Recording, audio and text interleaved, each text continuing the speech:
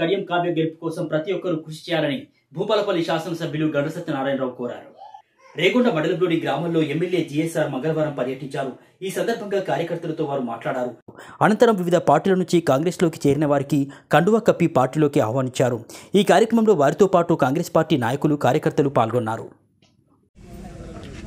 మే 13వ తారీఖు జరగబోయేటువంటి లోకసభ ఎన్నికల్లో భూపాలపల్లి నియోజకవర్గం వరంగల్ పార్లమెంట్ అభ్యర్థి కడియం కావ్యను అత్యధిక మెజార్టీతో గెలిపించమని భూపాలపల్లి నియోజకవర్గ వరంగల్ పార్లమెంటు ప్రజలకు విజ్ఞప్తి చేస్తున్నాను.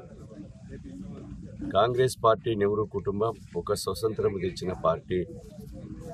తెలంగాణ రాష్ట్ర ప్రజల 4 కోట్ల ప్రజల ఆకాంక్షను 60 సంవత్సరాల నుండి పోరాటం చేసి 1975లో 350 మంది మరణాలు, 1200 మంది బిడ్డల మరణాల పోరాట ఫలితాన్ని గుర్తించి ఆంధ్ర రాష్ట్రంలో నష్టపోతుందని తెలిసిన తెలంగాణ రాష్ట్రాన్ని ఏర్పాటు చేసింది కాంగ్రెస్ పార్టీ.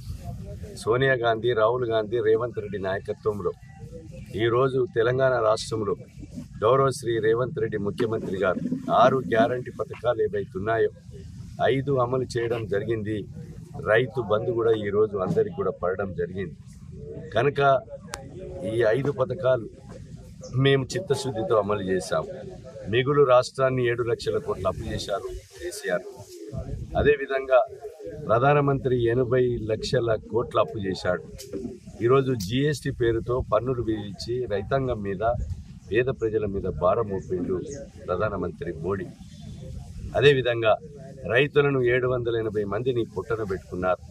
జన్ధన్ ఖాతాలో 15 లక్షల రూపాయలు నల్లధనాన్ని బయటికి తీసి ఖాతాలో వేస్తామని చెప్పి అదే నల్లధనాన్ని దాచుకునే ఆదాని అంబానికి కొమ్ము కాస్తూ ఈ దేశంలో ఉన్నటువంటి వ్యవస్థలన్నిటి కూడా నీరుగార్చి ప్రైవేటు పరం చేసేటువంటి ఆలోచనలో ప్రధానమంత్రి మోడీ ఉన్నాడు.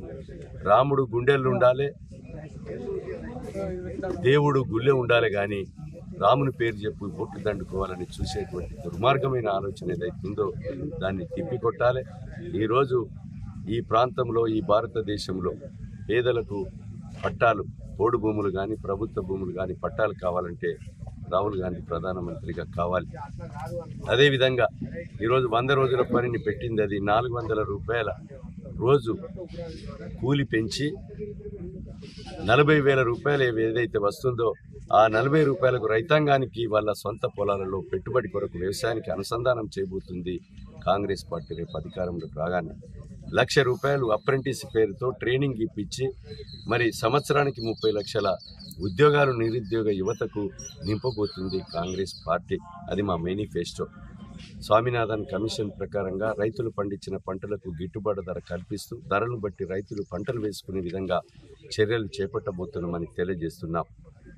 కనుక ఈ విషయాలన్నీ కూడా ఆలోచన చేసి రేపు మేము అధికారంలోకి రాగానే జీఎస్టీ పన్నులు రద్దు చేస్తాం.